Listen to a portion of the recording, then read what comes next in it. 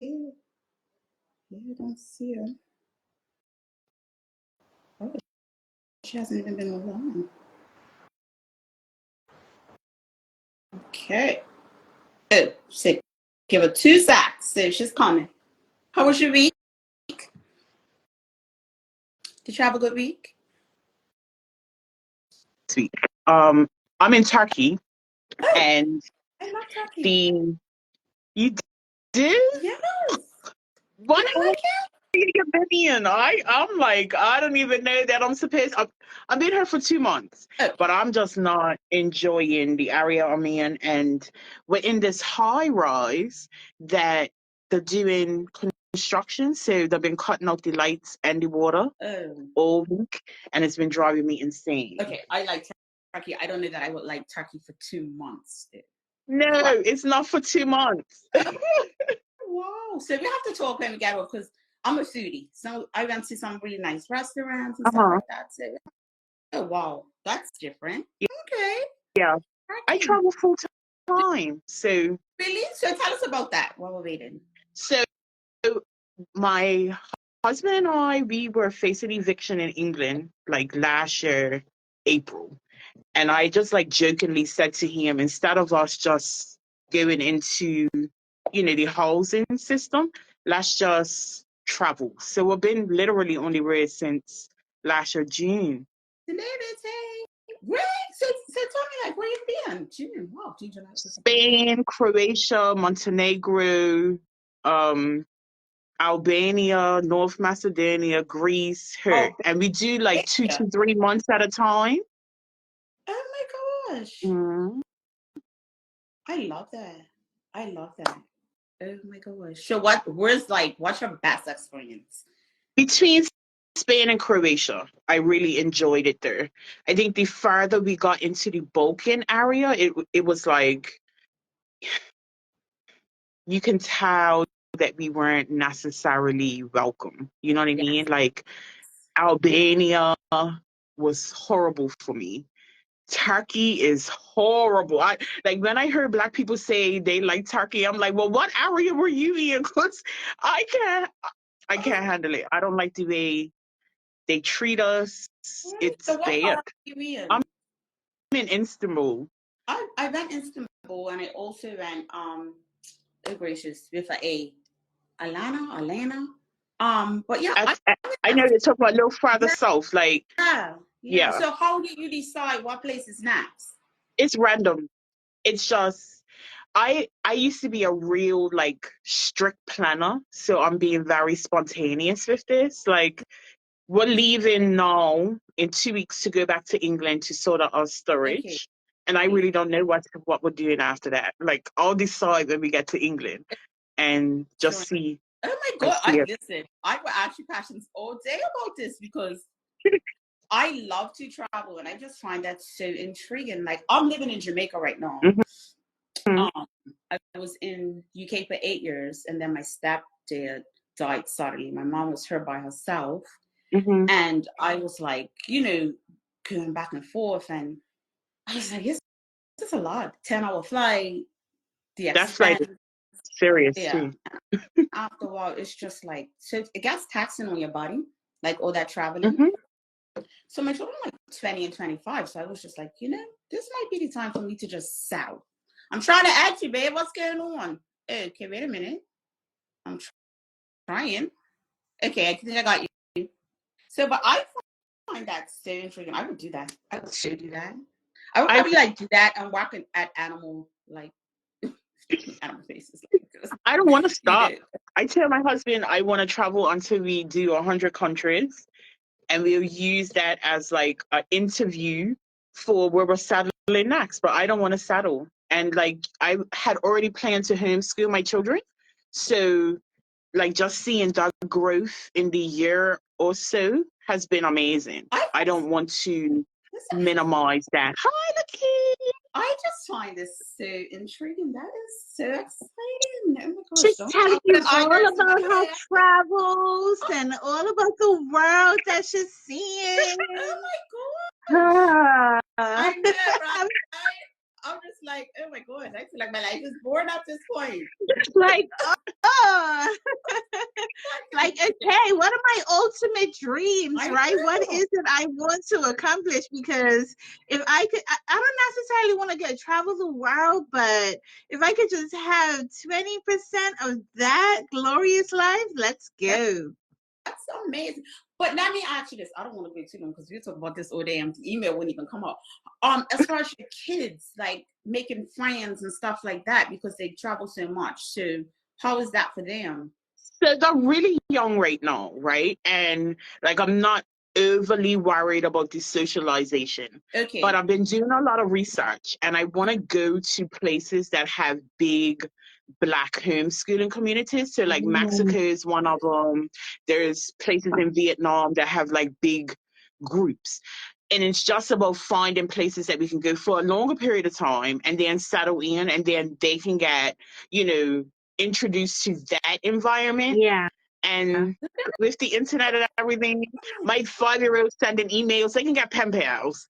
But I like the socialization for me is they meet people every day. They learn, they're growing, they're exposed. It's not like, well, my youngest was a COVID child. She couldn't socialize if you tried. But now she's the most friendly one. She goes and speaks to everybody. So I'll just have to keep an eye on it as they grow and, you know, get older. But right now, it's not a priority.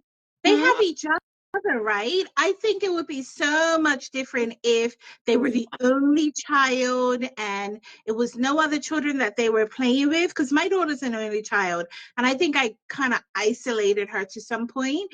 But because they have each other, I think that they bounce off of each other, playing with each other, and then could also explore life as they go to these different places. By the time they get 10 and 12 years, by the time they get 10, 12, and they're settled, they're going to want to, be like, okay, I'm lived a life of traveling. Although I'm meeting people, I still want to go out and meet more people as well. So intriguing. I love it. I honestly love it. So let's get into it. That's everyone introduce themselves and let all our listeners know what you do, what your business entails. So my name's Letitia Francis. I am the owner of Insightful Market Research Solutions. So I support coaches with leveraging market research so that they can sign clients on a regular basis, increase their income and increase their impact. I'm also a digital nomad. I travel and I am working on helping other people get used to the idea of traveling now that we're all outside now, how they can travel and world school their children. So I'm traveling with my husband, my 2 small kids, 3 and 5, and I love it. I think my children have a problem like because they're 20 and 25, they're not coming. So like, you be where by yourself, but I find it so. I wanted to go to Costa Rica this summer for 6 weeks by myself. Oh, wow. And they cause such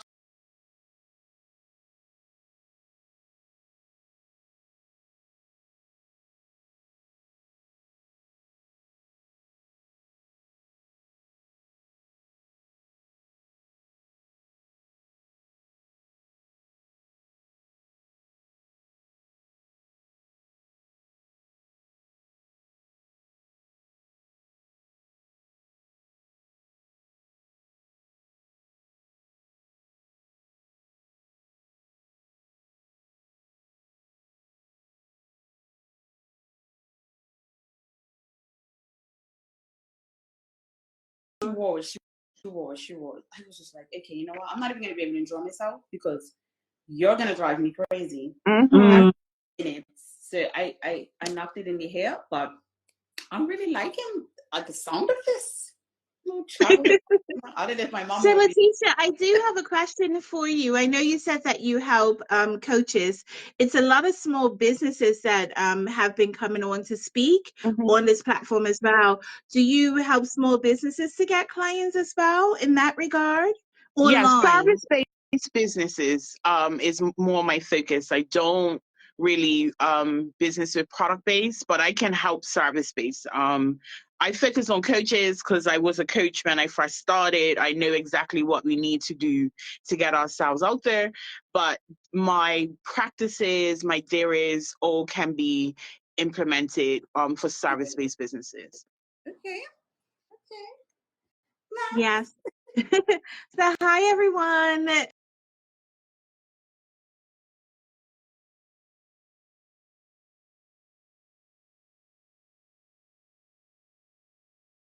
And well, Coach La, as most people know, I have my business as InnerBridge Solutions. I am a transformation mindset life coach, and I help women who have hit rock bottom and they just want to get up, right? They just want to elevate themselves emotionally and mentally, and I truly assist them in that regard. Love it, love it. And it's me again. My name is Angel. I own two businesses, Puppy Love BDA, and my newest baby is I Am Enough BDA. Puppy Love is a puppy sourcing business, or not even a puppy sourcing business, a pet sourcing business. So all of our pets come out of the UK, and then we can get them to you anywhere worldwide. And then I Am Enough is in women's empowerment line, now live show. We don't know what's next. So I wanted to say I started a giveaway today. I'm going to show the bag. It's actually the bigger bag, but this is the smaller. Okay. Thank you, right?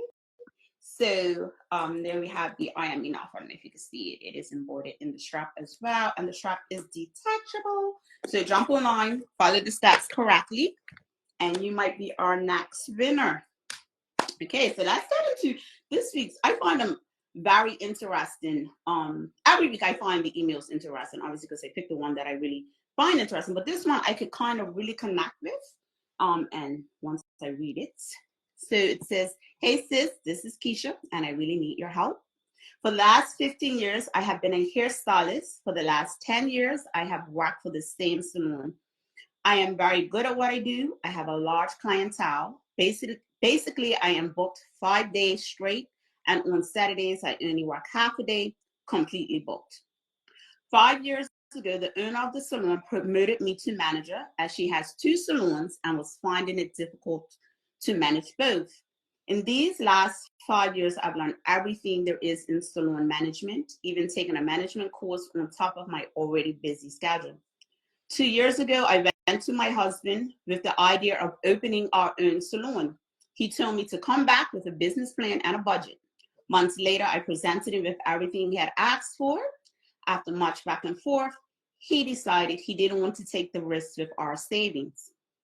We have been married for 8 years, and from the beginning, we were heavy on the savings. Every month, we put the same amount into a joint bank account.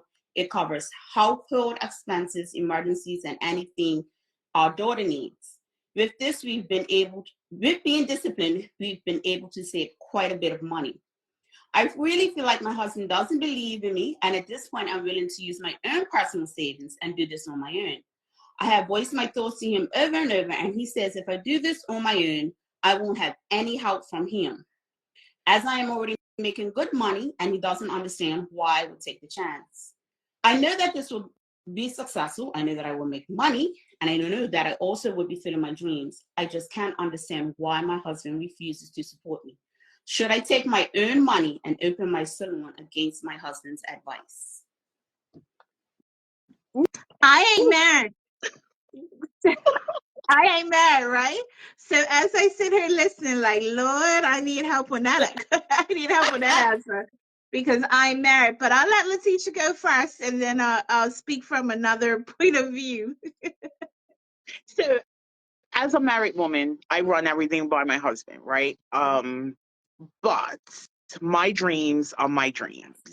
And I do understand his hesitation with some things, but my whole point and purpose in life is to find fulfillment for me.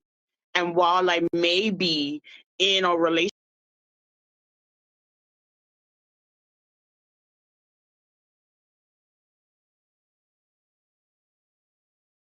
does not define me, it complements who I am. So for me, if it was me, I'm getting full throttle towards my goals and my dreams, because the reality is the relationship could fall apart at any time. Something could happen to hubby, and I'm left picking up the pieces, feeling unfulfilled. And I feel as women, we have to learn how to prioritize ourselves in a way that is unapologetic, because oftentimes we sacrifice so much for the unit. Um, and then we get to 65, we get to 80, and it's a whole lot of woulda, shoulda, couldas. And I'm not a woulda, shoulda, coulda type of person. I'm a do, and I'll deal with the consequences afterwards. And sometimes you just have to show them, I get it. I get your hesitation, but I believe in me, and I'm going to do me. Yeah, I agree. Well, Absolutely.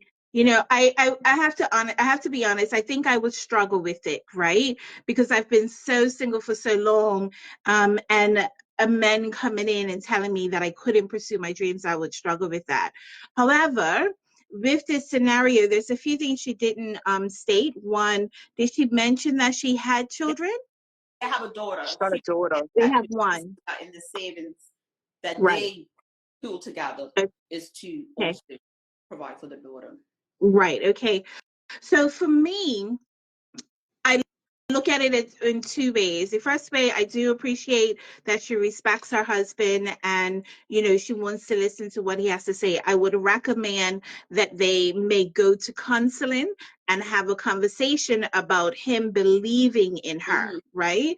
Mm-hmm. And I having a husband that doesn't believe in me, what is that going to do to my, like, how would I feel about that, right? I think my self-esteem will kind of fall down a little bit, because if he's not believing me in me, the one person who should above all else, you know, in this world, I would have a difficult time with that. I would also have a conversation with him about our daughter, right? Me being an entrepreneur, me showing her what is possible is important, right? Not that I need to be working underneath somebody all the time. Take into account that she's worked with this company for 15 years, right? And she has taken lessons to be a manager. Why go through all of that if the possibility was impossible, right? And so not being able to live your dreams is stagnating. It truly can put you in a place. And then I would also be questioning what happened in your childhood that someone told you no, that you need to ask permission not to go after these dreams, these hopes that you have, right? Because it ain't nothing that they would be able to do to stop me. I would Agree. even, you know, ask him, like, why are you stopping me? Are you afraid? Not afraid of us not making enough money, because it's evident we will, but are you afraid that I may be successful? Are you afraid that I may be above and beyond, right? Why can't you come in and we have a true conversation of what this looks like? Because a healthy relationship is a give and take, right? And I appreciate what Letitia said about having the conversation. If her husband is at a 20 and she's the one that's bringing in the money, that's great for the family, right? And if she is at a 20 and our husband's higher, there are going to be times there's going to be flows, ebbs and flows of a relationship. And I feel that it is important that she has the conversation, but she still goes after. And not to say that the relationship would end. And that's why I say that she should consider taking into consideration having a conversation above it, I mean, about it, and saying, listen, these are my dreams and this is what I'm going to do. You either jump on board so that you support me and our child, or we have to find a healthy medium. Yeah, I agree. And for me, I've been like, obviously both of my businesses now are online, but when I had A to Z, obviously it was brick and mortar.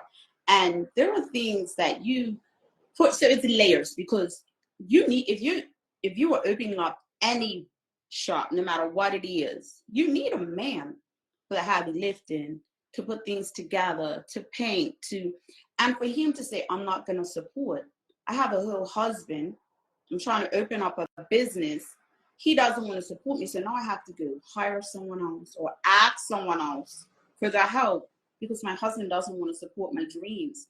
And for me, I think it would be even a deeper issue, like you said, because why not? And it's not like she just woke up with this idea. You are a established hairstylist, and we all know that they can make crazy money. You're established, you're booked and busy, you've ran a salon for years. Why isn't it that he wants her to have her own? So, like I said, it's layers. It could be something else that is truly deep rooted in this relationship that he doesn't want her to have that independence. It could be so many things. And I think oftentimes, right, most people can't see beyond their own fears. They project their fears onto somebody else. Maybe he doesn't have the confidence. He doesn't have the confidence in going off and doing his own thing. And he's projecting that on her, right?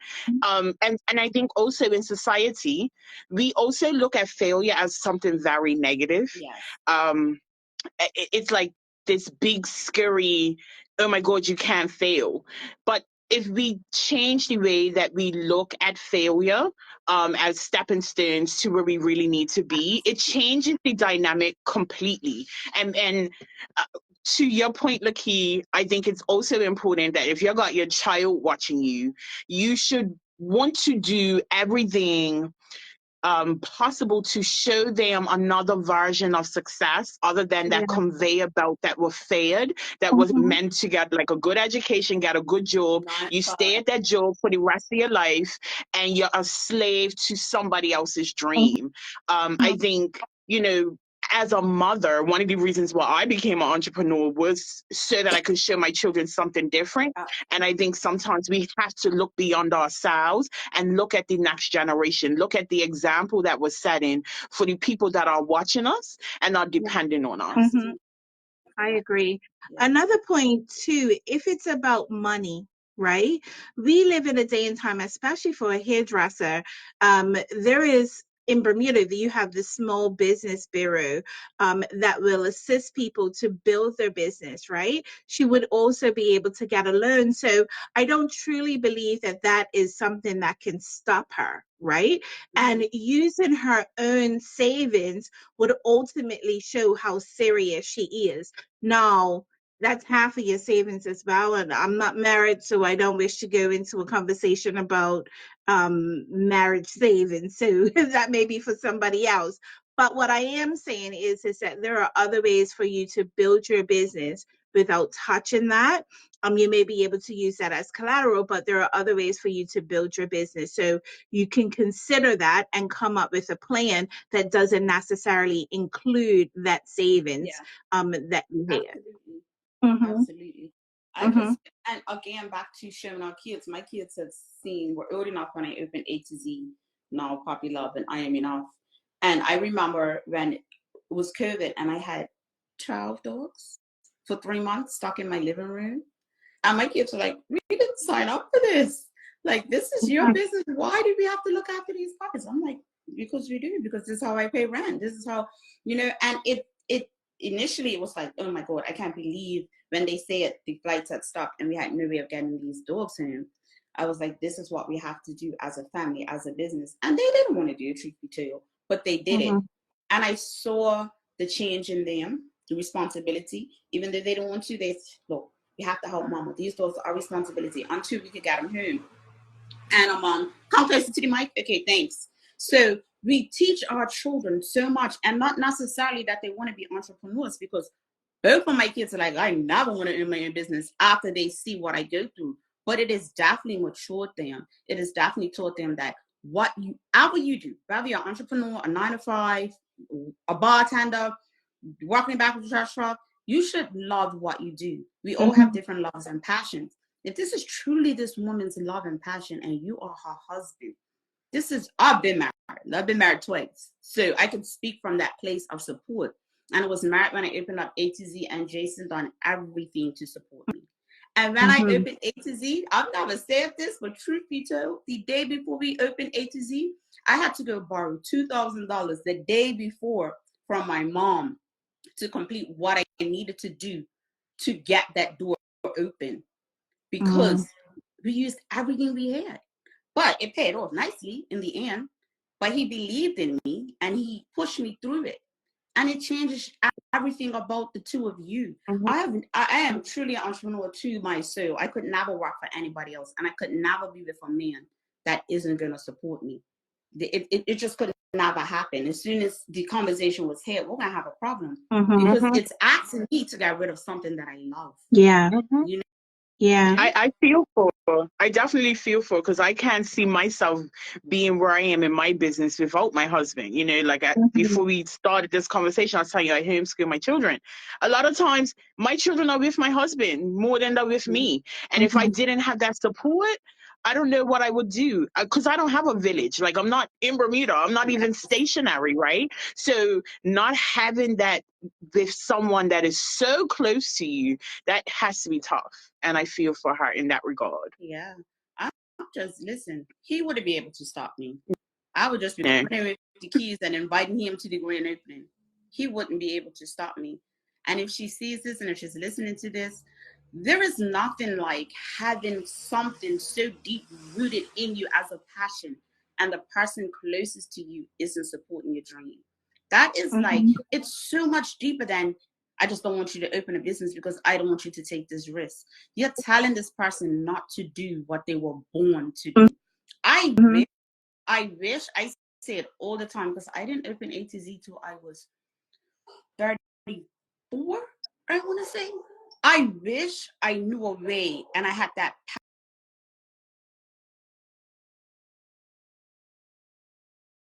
passion and understanding of what was really inside of me before then. Because I could imagine what I would have done. I always knew that I wanted to have a business, even before my children. I'm like, I'm going to have a clothing salon. I mean, a clothing shop. I used to say it all the time. But I didn't even know where to begin, because back then it wasn't like really that great support. It wasn't a lot of small Black businesses. So I was just like, how do I even begin? And when I got made redundant at the bank, as soon as they offered me another job or I could take my redundancy package, it hit me right then and there. Like, it wasn't okay, I'm gonna take another job. It hit me right. Oh my God, this is my sign. Yeah. This is what I'm gonna do. And I did it, you know? So, and I don't have A to Z anymore. If I was still in Bermuda and I never moved to the UK, A to Z would have never closed. It was still a baby. It wasn't ready for my absence. So many things happened. But it birthed Puppy Love, and now it's birthed I Am Enough. Yeah. And you like, I couldn't imagine. Like, I have girlfriends that make much more money than me working a 9 to 5, and they're happy. That's their thing. For me, I can't sit behind nobody's desk and punch no keyboard and tell me when I could take lunch or when I could jump on an airplane. I will pinch my pennies and live in this entrepreneur life until the end. It's the So for freedom for me. yeah, It's freedom. oh my I don't God. have to ask permission. You know what I mean? When So you really quick, had this, asking what's the topic. The topic is really quick. We have a hairstylist who is a well-established hairstylist who wants to open her own hair salon, has the money, and the husband is unsupportive. So that's basically the gist of it. a few things. When you have that desire, it's nothing that puts that fire out unless you go after it, right? And just speaking from myself, I had the desire to go off to school for years before I actually did it. And everything in the world kept going in that direction. I got made redundant and I was like, oh, okay, well, maybe I'm supposed to go off to school. No, I can't afford it. I will go get a temp job, go get a real job. And then things happen and that desire never went away. Okay. Even when I came over to the UK, I knew I was supposed to go to school. That was the ultimate plan. But at the same time, I was like, I have my daughter. I'm the only one who's going to be responsible for every single thing. If I fail, maybe now is not a good time. The desire was still there. It would not go away, right? And I don't care what she decides as far as, okay, my husband is not supporting me right now, boo, in another 3 years, that desire is still going to be there. That fire She can be inside there. of you is you're not going to be able to put it out until you actually do it, right? And if it's your purpose, it's going to eat at you every single day. It gets louder and louder and Yeah. louder, right? And Letitia would know, because we had many conversations just about myself in my own coaching business, where I'm like, oh, Letitia, I'm ready. I'm throwing my hands. And next day, I'll be like, oh, no, I can't do that. The desire still, Myself. the desire is Right. still here, right? No matter what, even when you're failing, that desire kicks back in. And I was like, it's not time to give up yet. It's not time to give up yet. And so if she truly has that desire, I would encourage her, start a business in her home if she has to. Start a business in a room where she only picks up people on Sundays, where she's not working at the managerial business. But don't give up on your hopes and dreams, right? Go after it, because that fire is not going to diminish just because someone told you put it out. It is not going away. And we talked about failure, and I remember, and people might think that I'm exaggerating, but I remember when I closed A to Z for good.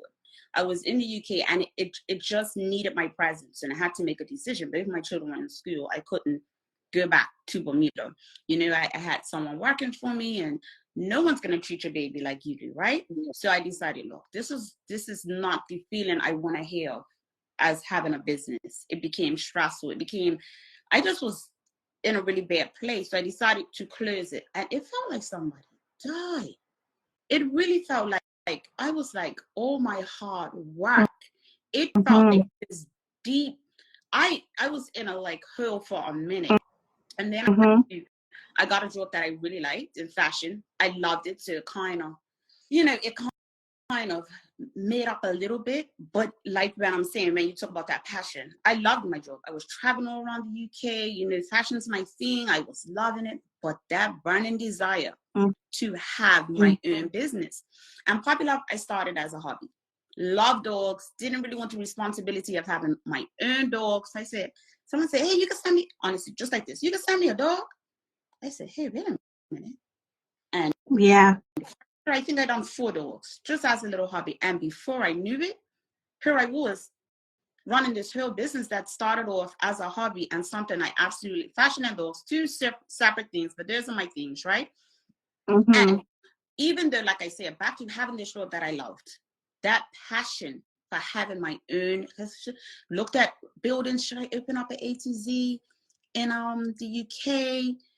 Filed, put the application in for a few spots. It fell through. It's like nothing was working. I'm like, Angel, listen to the universe. It's telling you something. And then this one person was like, hey, can you send me a dog? And I was like, oh, let's start some research, right? But like I said, I couldn't sleep. I was like, I have to do something for myself. I had to do something for myself. I could not, no matter how much I love that job, that passion for me to do my own thing wouldn't leave me. And she could try to say, listen, my husband don't want me to do this. If that is truly her passion, is that her bleeding passion? She needs to go open her own damn salon. And he either will get on board or he doesn't. But then that's some other issues in the marriage that they're going to have to work out. But if you're losing, like I tell people, when do I know if I should open a business? If you're losing sleep, if you can't stop thinking about it, if no matter, your friend could be talking about a new pair of shoes and somehow you get your business in there, girl, you gotta go do your thing. At that point, they're like, go shut up. Do you have anything else to talk about? I know. Do you have anything else to talk about? Listen, when I started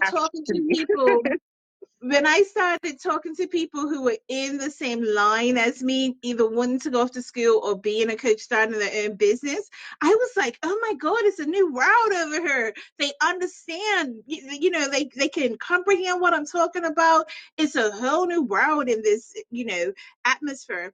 When I was talking to my friends, and no belittle to them, but when I was speaking to them, I truly felt like they didn't understand and they didn't get it, right? And I do find that a lot of us, especially in Bermuda, we know what we can have by that 9 to 5 job, right? Mhm. It's so secure. And oftentimes some of us, especially myself, come from reinsurance. It was like, am I crazy leaving this high paying job to go follow a dream? It didn't make any sense. I had so many people saying to me, how would this work? How would you do this? Where would the money come from? And I was like, I don't know. When you're at rock bottom, right? When you are at rock bottom, you're at that point emotionally, mentally, and you're saying, the only thing I have left is this dream. The only thing that I can go after is something that I truly desire that's going to change my life, right? And that's the place that all three of us have talked about, where that dream was just burning inside of us, right? But a lot of Bermudians are so afraid to take a leap of faith, step out on a little bit of hope and say, you know, well, what if? What if I learned something from this experience? At least I could say I did it. Yeah. It doesn't matter which road you decide to go on, you can learn something from either one, right? I feel every day. I feel every single day at something, okay? And there are times that I want to give up, but I have supportive people that I've put into place that I could reach out to and say, hey, can you just have my back for a moment? Or can you just encourage me getting through this, right?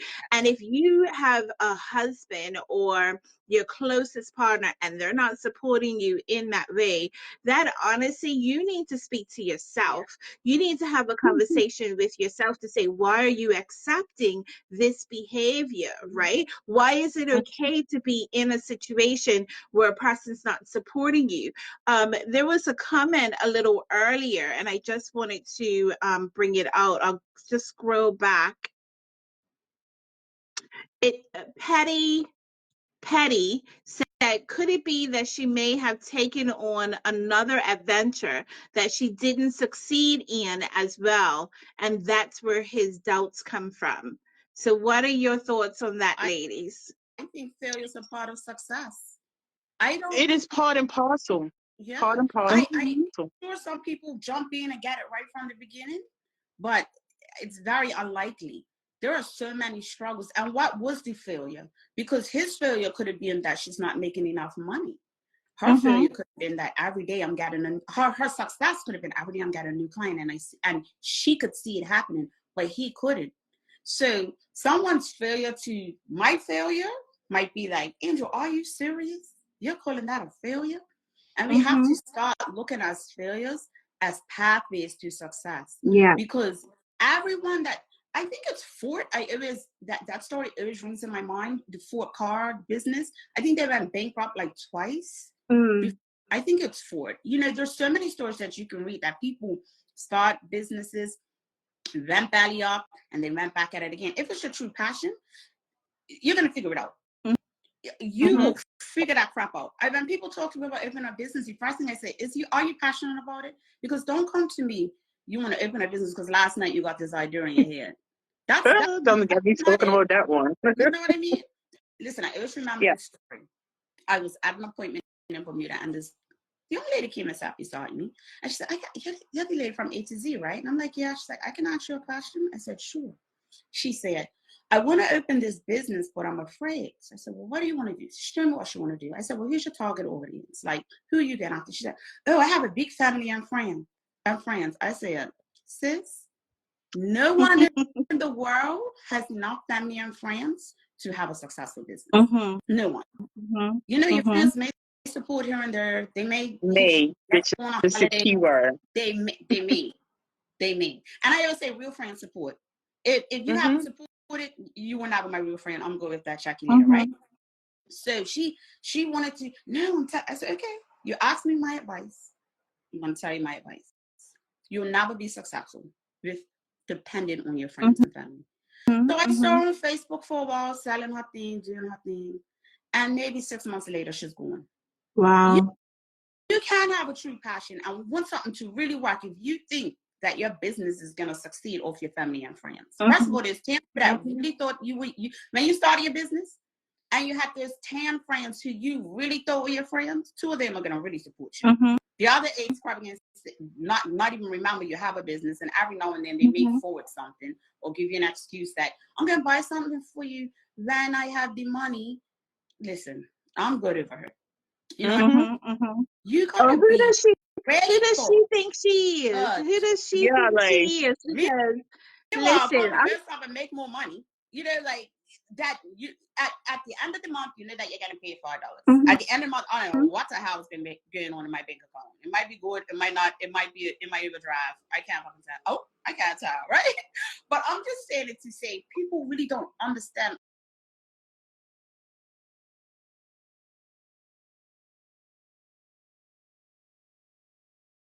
entrepreneurship. They don't understand it.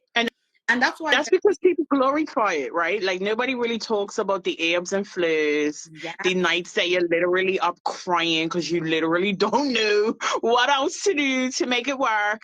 But they also don't talk about the growth that happens, right? And I feel like as a business owner, the biggest thing that you get out of business is that journey to self. Because like if you ain't ready to deal with your problems, all your issues, everything that's on the table, the one thing that will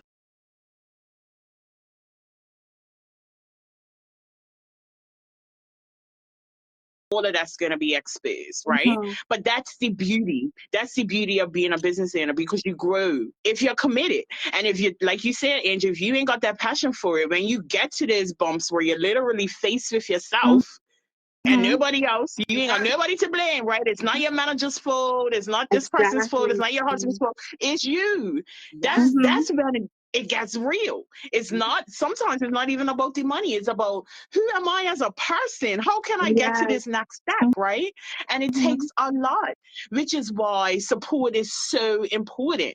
But you can find your people. Like you said, Lakeith, right? Like sometimes it just takes finding somebody else that could be like a business bestie, someone that you can like shoot things off of. Like, I'm in this space today, like an accountability partner. I'm in this space today. I don't even know how to move forward. But it's, you have to have that passion behind you. If you don't have that, if you don't see yourself doing nothing else, this journey is going to be too hard to bear. Listen, it gets real. And I remember when I agree. I'm like, you people think I done this overnight? I work part of a bank, I work Black Horse, and on the weekends I used to take my small children and sit my tail out the causeway and sell my handbags in the beaming sun, take them home, and go work at 6 o'clock at Black Horse. I done that for 2 years straight. I sold on Facebook. I piled my car and took it to the bank and sold. Like, the hustle had started long before the doors opened. And people just see what they think they see. They have no flipping idea. They have no idea. You know, and that's why. And like you said, that's why it's so important to have a circle of people who understand.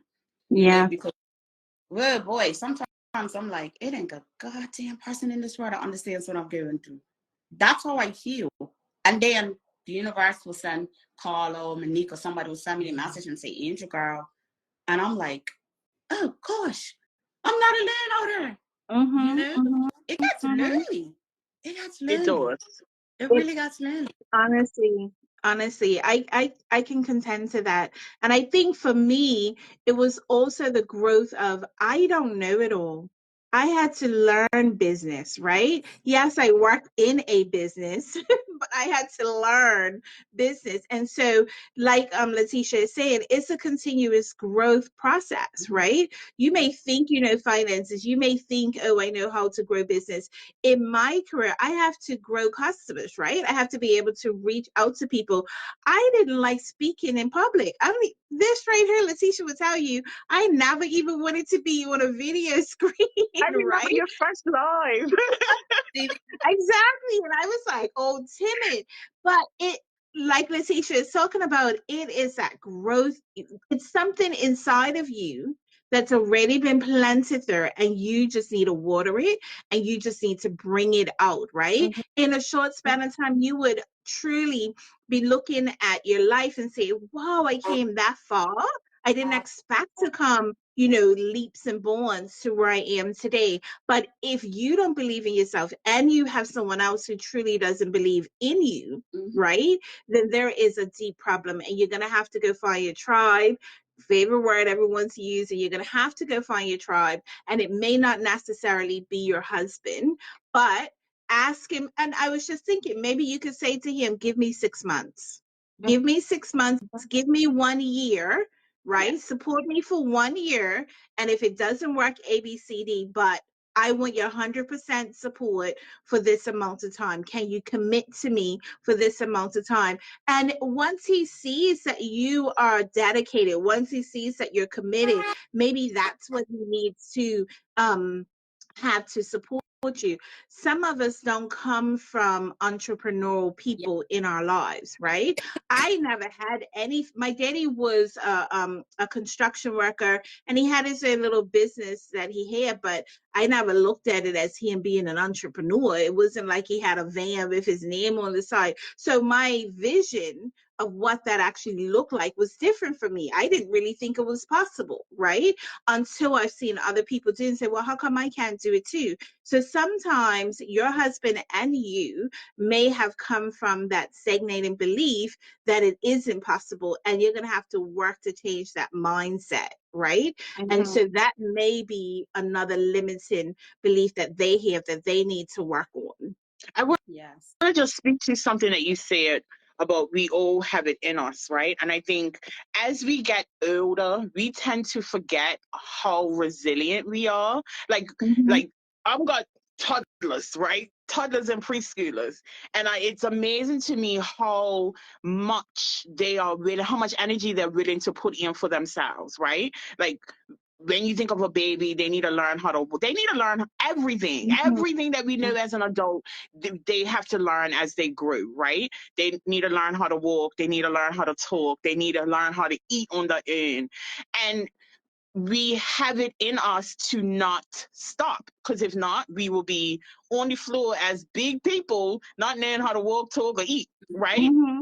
But for some reason, as we grow, we seem to forget how resilient we are, how much we have put into being where we are in this moment. And I think if we can lean into that, even as when we start our businesses, as we grow our businesses, as we scale our businesses, don't forget that it took a lot just to be a grown adult walking and talking and eating on our own. So we have to give ourselves grace when it comes to growing businesses, learning something new. And oftentimes we fail once and say, well, that's not for me. And that's not really the truth. Nothing that we do comes easy the first time, but it gets easier the more we do it if we have the resilience to stick to it. Yes. And that also comes with the passion, my daughter tells me, Mom, you're so hard on yourself. And I'm just like, at very, very few things that I've done, I actually feel proud of, because I'm always like, okay, if that happened, now I can do this. Oh, I did that. Now I could do that. I never really bask in, oh, shoot, Andrew, you pulled that off, And I'm trying to be better to myself, because I'm trying to be more gentle with myself and notice that these failures are gonna. If I'm in business 40 years from now, there's still gonna be failures. Can't given this entrepreneur mindset, thinking that everything is just gonna happen, because there's the people that give up easy. There's the people that have their business 6 months or a year. And they're like, oh, how many? Why most people don't get past 3 years. Yes. Yeah. Because really, who opens up a business? Now, for me, this girl here may open up because she has a steady clientele. See, for me, her stylist, you ever have that one good hairstylist, and then you call the salon and they say, oh, she's not here anymore? Where the hell she get? You hunt Where her is she? down. Nobody else is touching my hair. Down, right? Right. I lost for 13 years. Okay, so yeah, we are committed to our hair. Yes.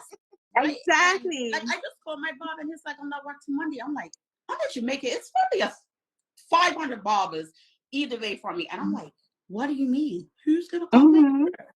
Like, you gotta talk to people. So I say that to say, this lady has been in the same location for 10 years. With a book clientele, people trust her, people know her, people depend on her. And I feel like if she just said, look, I'm doing my own thing, there's people that have been rocking with her. I'm gonna keep rocking with her. I went to school to do her. I hated it, but I went to school to do her, right? And I can remember one of the teachers telling me that, do you know that you don't even really have to be that good at doing her? if somebody bonds with you and loves you and comes to you every week and you're making them feel good, and I'm like, heck no, you gotta be good to do my hair. And I had my pressure up doing her, and one of the hairstylists, I was like, that girl would never touch my hair. And that's when I had longer, and look, my hair was laid, right? And I was like, she would never touch my hair. But she was booked. Wow. And I'm thinking, how this girl still booked? But she had a relationship with her clients. They loved her. They'll bring her cookies, and she would call him if she knew they wasn't sick. And this girl was booked, and she wasn't even good. Yeah. You know what I mean? So if this girl's been in a space for 10 years and she's booked, people love her. That was just good enough. People have a relationship with her, and they're gonna follow her. They will follow. I mean, Absolutely. hairdressing, a lot of women go to the hairdresser just to get away. Yeah. Right? It's a community Just thing, a right? moment. Exactly. Yeah. That's like Let me that's get a the gossip for the week. Yeah, like, oh my God, I got to wait for the kids for an hour. Goodbye. Exactly. Yeah. So, for especially in a place like Bermuda, come on, that's the place to be to get whatever you want to get, right? So of course I do believe that. But I think what you spoke about truly comes back to, why does she need that permission? And I think that's something that she needs to soul search about, because if she's had clients, her clients are going to follow her, right? She's fully booked out. She's a manager. She's this, she has an accolades of all the things that she is. So at what point do you say, I need to believe in myself? I am possible. I am enough is what we're talking about today, right? I am enough. And The validation isn't needed. The evidence is there. Exactly. And at what point in time, does she believe herself? Yes, and that's where it starts, right? That's where it starts, and that's so much a big part of I am enough. We really need to believe in ourselves more. We really need to believe in ourselves more. We really need to start letting go of things and people that are not conducive for us. We need to really start looking for that peaceful, happy place without explaining ourselves every 2 minutes. Listen, what's my husband? I'm gonna say we've been married for 8 years. They've been married for 8 years. I don't know how long they went together before that. You've seen that this is my passion. This is what I'm gonna do. I love you, and I would love to have your support. But if I don't, I'll see you at the top. I'm gonna be real cocky about it, because You can you're watch not me. gonna do that with me. You're not I'm not advocating for a divorce, sweetheart. If you end up listening to this, I want you to have a healthy marriage, okay? And so I encourage you to go speak to your counselor and so forth. But one of the questions you need to ask yourself is, why, one, you don't believe in yourself, and two, why doesn't your husband believe in you? And that's something that you surely need to explore along the way, and ask him to just commit to this for X amount of time. So hopefully, I don't know. Because you know what? I know we shouldn't be talking about gender wars and all of that, but if he had a dream, she would have stood behind him. Exactly. Right? Exactly. And so, doing all the admin. You want to anything start a you need. How you cut the tile? This is where it goes. Oh, you gotta put the grout like this. Like really? We jump right in. What do you mean? And the savings would be gone. And the savings would be gone, because that was his main hang up, right? It was the savings. And she would be like, if that's your dream, honey, no problem. Go take the savings, do what you need to do. Do what you need to do. Exactly. Invoicing, and let's do some anything. I'll rub your back when you get home, baby. We're here. We're in it. Hey, we're gonna right together. And I get it that we're women, and I feel like men always have a position, but we also have to be strong enough within ourselves to say that we don't need him, we want him. You know what I mean? And I said that to my daughter. It's like, you want that man. You want him with everything in you. But when you're into that space where you need him to complete your thoughts, and you need him to tell you that everything's okay, and you need him to tell you that that outfit you want to wear is okay, and you want to go, listen, I'm not asking you. This is what I'm doing, and I hope you're okay with it. If you're not, pray about it. I don't know. But I am not. After 15 years being in a relationship, 10 years married, if he's going to leave you because you're chasing your dream, you have bigger problems. Absolutely. You way bigger. Have bigger problems. Yeah. He could sleep on the couch for a little while until he gets over it, but Yeah. I will tell you about me. You will see my Yeah. success because I'm not putting it down for Mm-hmm. nobody. And then Mm-hmm. you know what? I think like how I would wonder how it will go after that. So let's think of this scenario, right? Mhm. He tells her, I don't want you to do it. I'm adamant, I don't want you to do it. And if you do it, I'm saying that I'm not going to support you. And he doesn't, right? And she opens the business and bam, before you know it, she's making all this money.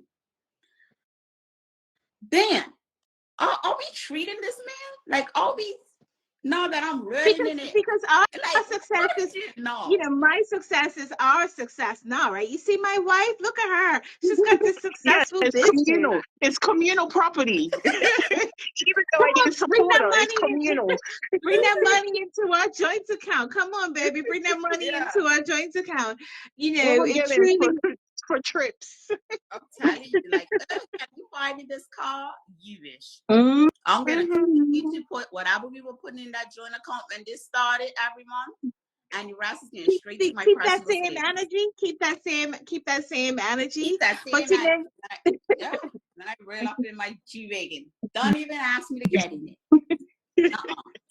Get the oil car. Like, no, what would you have to like? D50. I'm You telling can you. get an D50. Use your savings for that. Yeah.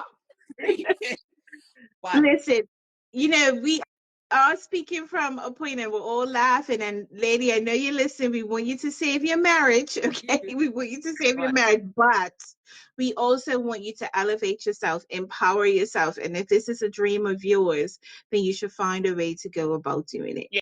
absolutely. The risk is smaller than the regret. Mm-hmm, mm-hmm. Absolutely. Yeah. Yeah. Absolutely. Mm-hmm. It's you know, and like I said, entrepreneurship is a whole journey. And like we talked about, it changes you as a person. It gives you so much clarity to certain situations that before friendship, support, you know, just different things about yourself. Like you said, sometimes you got to really like look in the mirror and be like, you really messed up this time. And, you know, pull your bootstraps up and what are we doing from here? It's Mm-hmm. accountability. It's so many things that come with this. And the growth for me personally, I could just say as a person, I'm not perfect. You know, I'm still Angel, but I know the personal growth within me from having my own businesses and being able to just make crap happen when you didn't know how you were gonna do it, and you pull it off. It changes. It changes who you want around you. It changes where you want to go. It changes. Sometimes even changes what you want to eat. But it Yeah. really changes. It makes your world bigger, right? Because like before, like I don't know, maybe in someone's career they've taken a few risks here and there, right? But when you're really in a place where you have nothing to fall back on, like this is it or nothing. Like I'm gonna eat. It's either we're eating T-Bans or Viennas, but I'm gonna eat. Right? It Yeah. changes the scope. So once you have the evidence that you can do something that you didn't think you can do initially, and you learn you can, now your dreams get bigger. Now your girls get bigger. Now your world gets bigger, right? Yes. And then that is like a ripple effect on your children, on everybody around you, because like they see, well, when she was at her job, like she wasn't pushing this far, this hard, or this Mm-hmm. far, and now she's doing things that nobody thought she could Should do, be or able to anybody, do. you know, Yeah. like Yeah. for instance, me traveling. I never thought I'd be able to do this. Some Mm-hmm. days I don't know how I do it, right?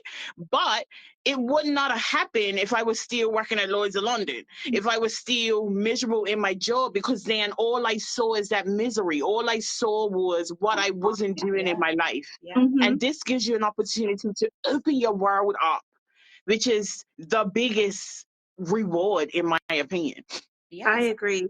The other thing is too, as you were talking there, I'm reminded just this summer alone, I'm a student and an entrepreneur and I work part-time, right?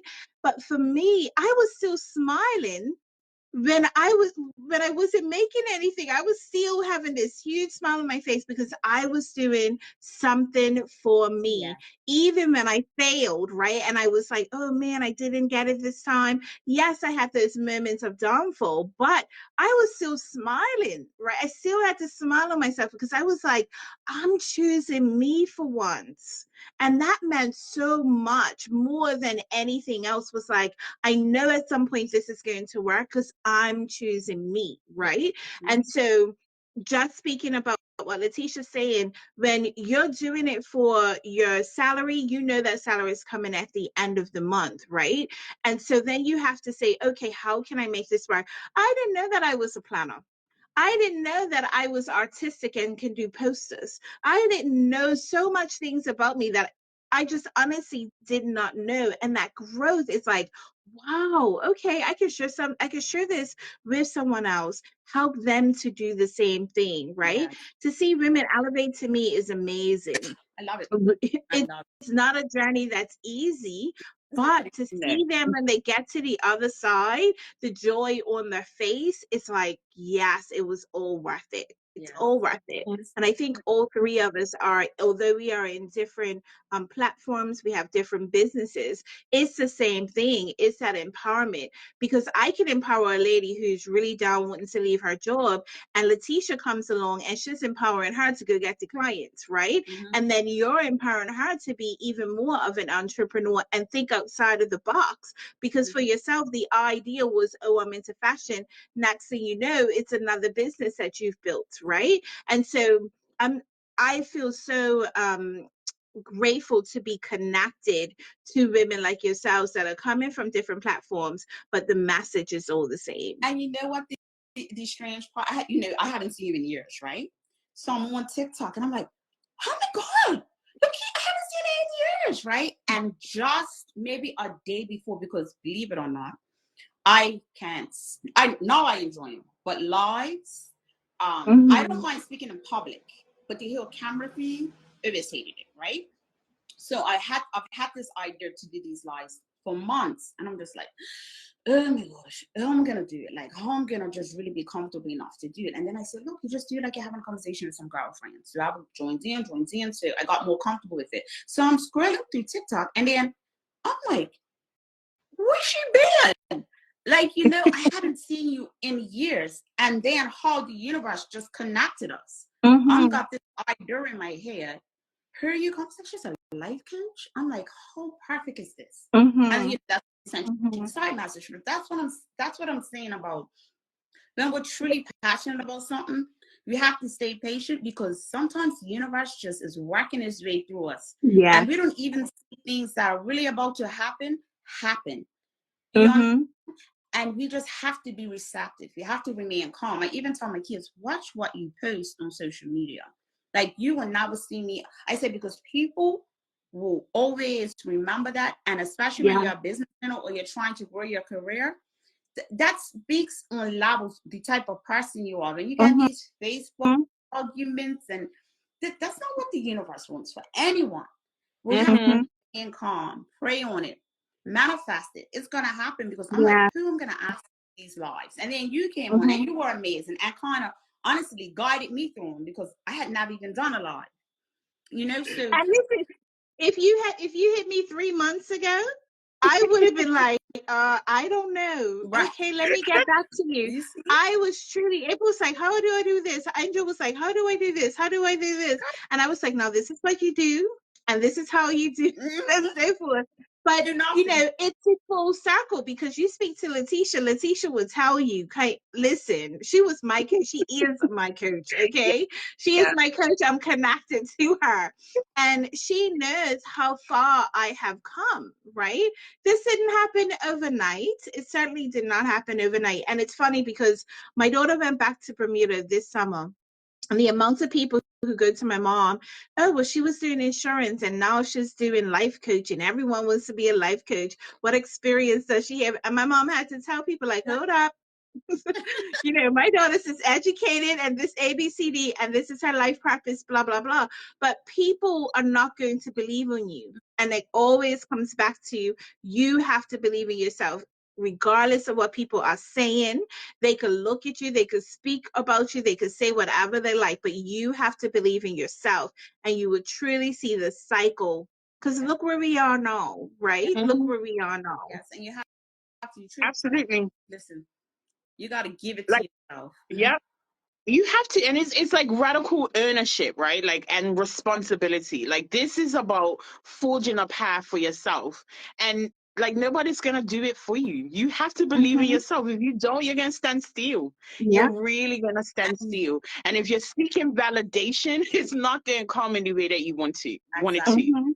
And it Mhm. shows. You know, if you're, I'm saying, I want people to support I Am Enough. It's a movement. I want people to believe in it. Of course, I want people to buy the apparel. But here I am walking around like, um, like, you know, if I can't put that out there and stand beside my brand, and people look at me and say, "Wow, she's confident.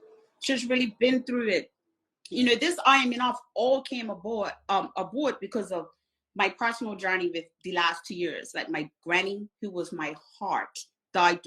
Every day I wake up during COVID and I say, God, please don't let my granny die. While the world was shut down. My granny died while the world was shut down. Didn't Wow. get to go to, didn't get to, heartbroken. 6 months after that, my daddy died. I managed to get back into Bermuda 2 days before the second shutdown. Then my mom calls and says, something's not right with Ronald. He's been getting these really bad chest pains. I was in Bermuda at that time, getting ready to go back to the UK. She said, I said, do you want me to come? Because I'm leaving tomorrow. And you know how the flights, everything with COVID, what it's going to do to get to you once I got Jamaica, because Jamaica had banned UK. No, I think it's just pulled muscle. I get there, well, they're 2 weeks. They do all this tests. They say he has cancer. Wow. I said, no. It took me, I had to go to Bermuda to Charlotte overnight. He died on my 45th birthday. I sat on the couch all day and I prayed, God, please don't let this man die today on my birthday. Please. My brother calls Angel. I said, please don't say it. He dies. I come to Jamaica. 6 months after that, a very good friend of mine got shot to death. Wow.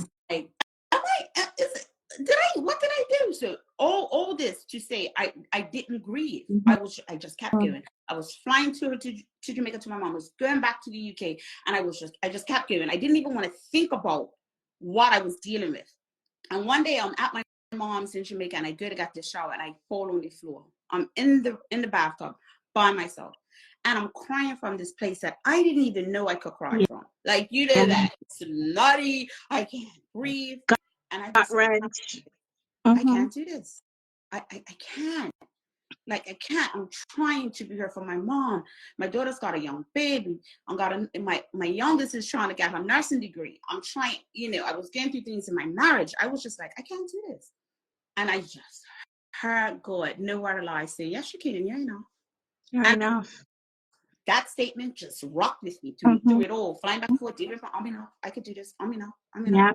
Yeah. And when I'm laying in my bed, and I'm saying, there has to be a time in every woman's life when she's felt that differently. Yes. But I'm saying, everybody at some point in their life has felt like, I'm not enough. I can't. And I'm just like, damn, here we go.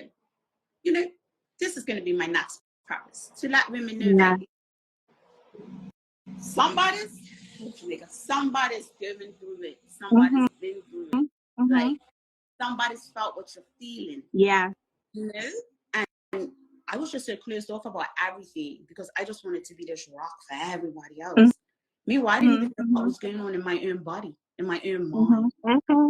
And when I stopped, when I fell on that floor, I stopped. I couldn't move. It was just like, no, God was like, I'm going to release this right here, right now. And then we're going to start it. I got up, put my clothes on, and I'm like, let's go. What's next?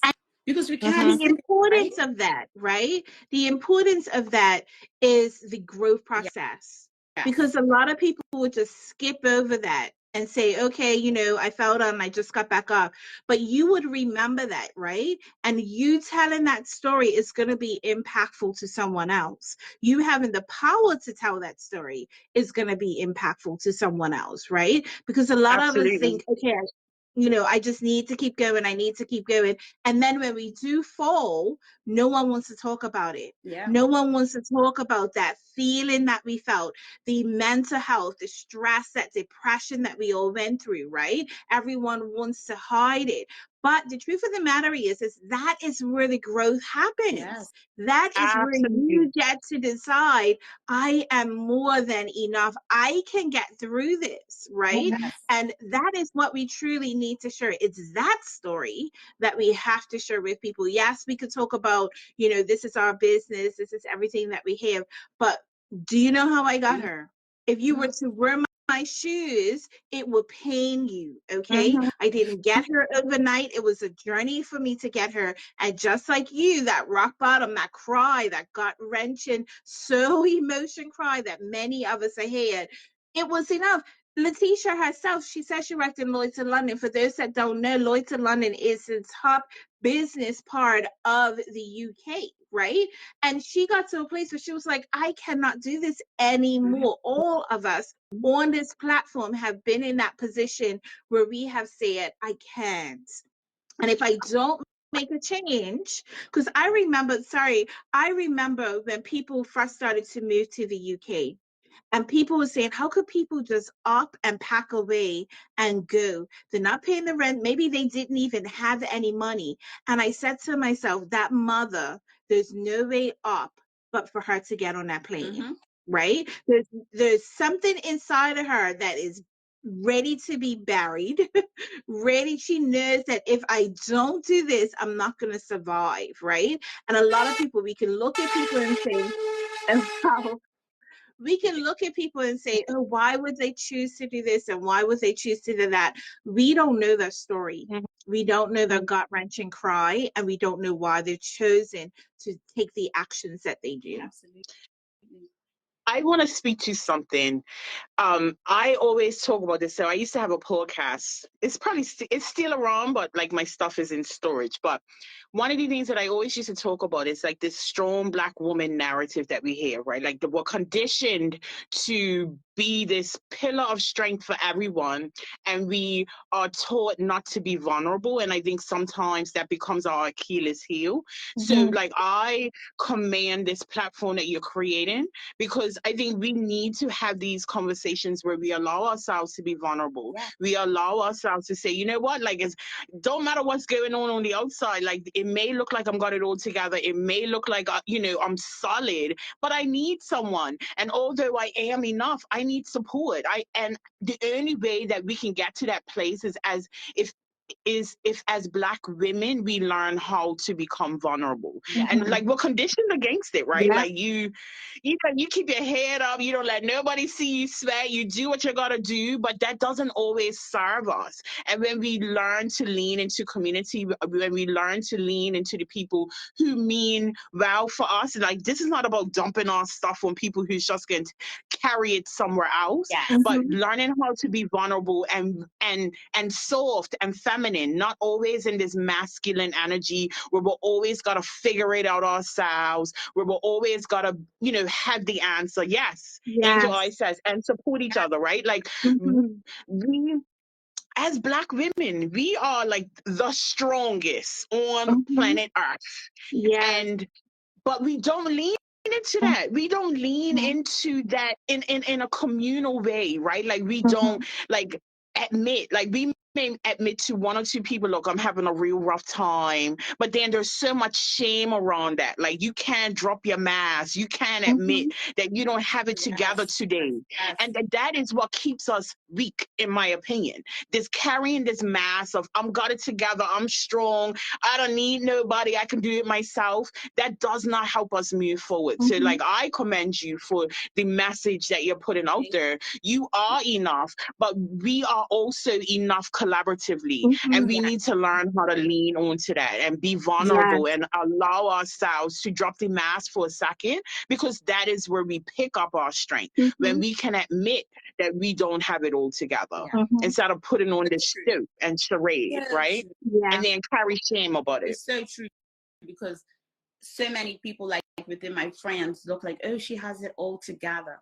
And I just had this conversation. I think I spoke about this last week. I went week before last week I was in the UK for my daughter's graduation, and I met up with a friend, and she said, Andrew, you weren't really quiet, because we would talk our audition. We weren't really quiet, like, and everybody in the circle in the UK saying like, you don't talk to anyone. And I said, because I was always the go-to person, and when I needed someone to go to, I didn't have nobody. Like those times when I was going through it, I was so on my own. Yeah. So now it's like I'm not shut off from friendships. I love these type of conversations with them, and I love being able to pick up my phone. But now I'm so much careful into who I really lack. And it's hard because when I say I have very few people that I'm going to pick up the phone and say, listen, girl, this is the type of day I'm having. But I've just always been that person. And in my worst time, I had very, very few people that I could turn to. They didn't want anything from you. Just like, hey, sis, you okay? Like, people weren't even really checking on me. But then I had to check myself, because I'm always putting on this, I'm okay, I'm so strong, I'm got it. Why we gotta check on you? You're good. And I really wasn't good. So I have learned to kind of let down that guard a bit. I'm still real cautious. Let's keep it real. It's hard. It's hard. I'm not admitting it all the time, but I mean, if you can find people who you can trust, that's the space that you do it in, right? Yeah. Like, yeah. And even that's the thing that people fail to realize. Even strong people fail. Yeah. Even strong people fail, and it's hard because they always look at us, oh, you're the strong one, you don't need anyone, you know, you're never soft, you're never this. But when it hits us even harder than anything else, right? And people are like, oh, you'll get through it. But sometimes, what if I don't? I just need you to be there. And that's why it is important for you to have that circle of friends or circle of people. Like you said, if you need a business could even partner, be a dot. Don't have to be a full circle thing. Even be a It could be dot, a dot. right? Exactly, right? And you can expand it as it goes and have those acquaintances as you go out, but you know who you can call for that particular issue, for that particular problem. You know who you can have that conversation with. It truly is important. Yes, it's so important. And I always say we just need to be kinder to each other. Oh yeah. Kinder. Like, why are we, as soon as we see someone who's going through something, like, want to kick them in the dawn? Like, trying to be transparent. I got divorced last March. Jason and I are like best friends. We had not one argument through our whole divorce. We agreed to what we needed to agree to. We understood where each other was at. Just was with him in the UK to my daughter's graduation. We're good. My girlfriend calls me and says, hey, I went to the bathroom in the government building, and these girls in there talking about you and Jason's divorce. You know our sister's got a divorce. You have no idea what she's going through, but somehow you all think it's bathroom chat. And these are the type of things, and I say that just to say, these are the type of things that stop our women from sharing with each other. And we hold so much down. And then we're ready to explode. But we don't know who we can trust. Like, who do we trust? And we need to be kind to each other. If I come to my sister and I'm saying, this is what I'm going through, that shouldn't leave you. I should know that I can come to you about anything. And you're going to sit with me, you're going to cry with me. It's virtual. We're going to drink a glass of wine together. And then you're going to bury that shit and you're going to keep it there. People have to stop being so wanting to know the latest stuff. I like support each other. To say, I like to say, when you know better, you do better. Right? And I like to say, because I say it on each one of these platforms, we're all been in that space. We're all been gossipers.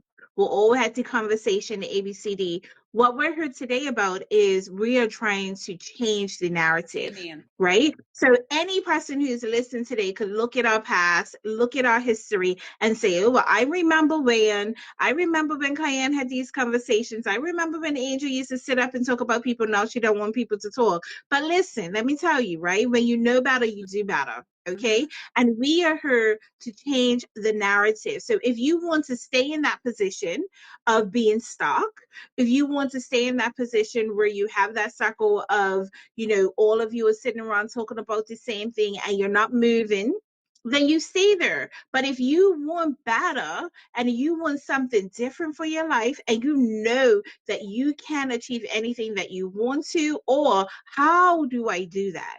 How do I get to a place where they, truly transform their life from being a person who was totally stuck to this successful entrepreneur or going after their dreams? Then I implore you to follow us. Yeah. I implore you to Amen. connect with us so that you can learn what happened to us, and also how we got to this place where we can come back to you to try to reach out our hand and say, sister, it's not the right way. We are more powerful if we can come together and elevate at the same time.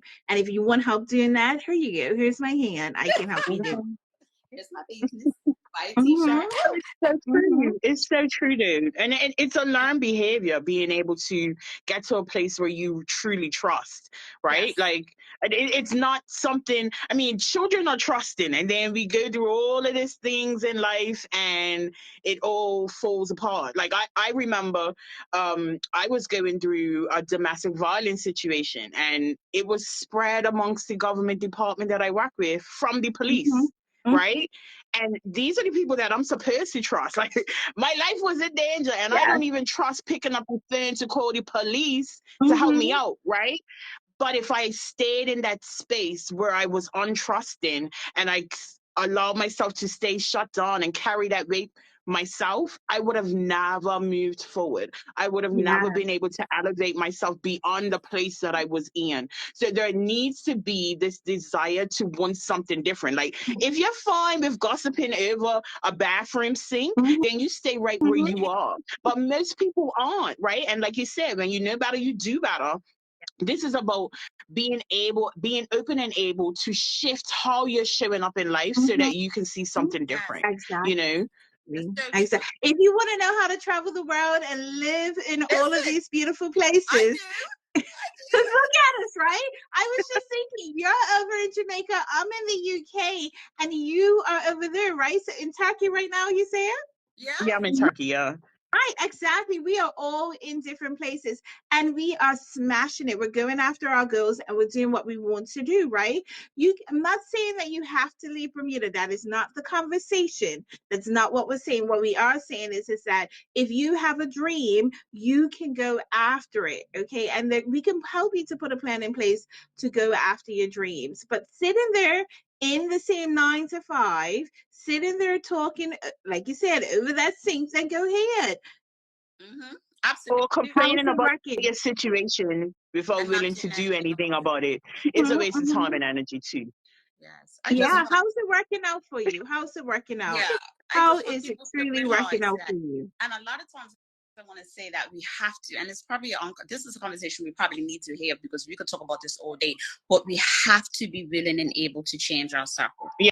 We Mm-hmm. have to be able and willing to love people from a distance. It doesn't get that she thinks she's better than everybody else. I absolutely do not. But what I won't do is allow anyone to break my peace. Mm-hmm. I was such a firecracker. Listen, I would black out. Like I said a few years ago, my daughter told me something about me punching her daddy in his face. And I till today do not remember. But I refuse to let anyone bring that out of me. Mm-hmm. I want to live in a peaceful place. I want to have fun. I want to be successful. And I want that for everybody, because even if you think you're peaceful, you're in a good space, you know when you're not. And sometimes it's that person that you're talking to every day, that you're Mm-hmm. having lunch with, that you're telling your business about, you and your husband. That is the person you need to get rid of. We Yeah. gotta stop being so afraid to let go of these toxic friends. Mm-hmm. But it's this toxic belief of loyalty, right? Like, you will be so loyal to someone who is, you're tethering yourself to somebody that is not willing to move forward, and you're okay with this because you're a Yeah. loyal person. Listen, you're Mm-hmm. going to be loyal to yourself. That's where your priority should lie first and foremost. Number And if one. you are not moving forward because of your company and you can see that, then that's on you. Yeah, That's Mm-hmm. not on anybody else. You have to make a decision for you. But sometimes the reason why we don't move forward is because of the toxic conditioning that we Yeah. have. Like, you have to put everybody else around you, in front of you, before you can deal with yourself. And that's not what it is, right? Like, and the people that you're tethered to, you're tied to, are the ones that are spreading your business so that it's being discussed over a bathroom sink, right? So like, you just, sometimes it's all about that radical ownership. You have to earn your position in life, and your decisions are often tied to the people that you refuse to move on from. And not everyone is gonna go on this journey with you. Not everyone is meant to go on this journey, right? And oftentimes we'll be trying to pull them along. Come on, come with me. You have to stop and say, I'm sorry. I only have enough bandwidth to carry myself at this moment. And so in order for me to get ahead, maybe I can turn around after I get to this place and I can help you if you need assistance, but you're just holding me back, right? From getting to where I need to get to. And if you're happy with being in that place, if you're happy with staying stuck, if you're happy with all of your friends sitting around having a cup match conversation, then that's okay. We ain't trying to knock you. But what we are saying is, if you're unhappy and you have that fire, you have that strong desire for something more in your life, right? There are other people who are around you who have accomplished it. And if we've accomplished it and we've come from the pits of hell, then you too can accomplish it as well. Okay? Absolutely. And